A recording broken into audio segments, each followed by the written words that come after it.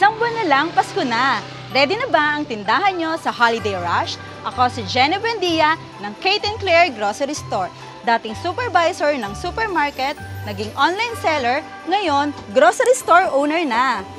Lahat ng natutunan ko sa dati kong trabaho, in-apply ko sa aking negosyo. Kaya mula sa maliit na sari-sari store, nakapagbukas ako ng isang grocery sa loob ng 3 taon. At nandito ako para bigyan kayo ng tips para holiday rush ready ang inyong tindahan.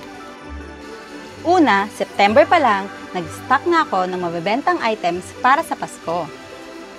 Tinatabi ko sila sa isang lugar para mas madaling ma-monitor ang inventory at restock.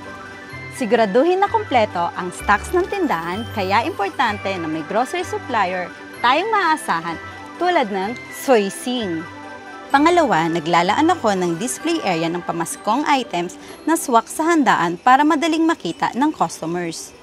Pangatlo, nag-o-offer kami ng DIY Christmas bundles kung saan ang customer ang pwedeng mamili ng kanyang items para sa kanyang Christmas basket. Pang-apat, para paghandaan ng pagdagsa ng customers, nagdadagdag kami ng extra staff.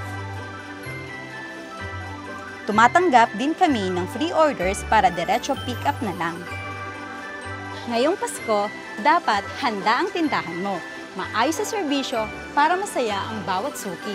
Sa tulong ni Soy Sing, siguradong holiday ready ang tindahan mo.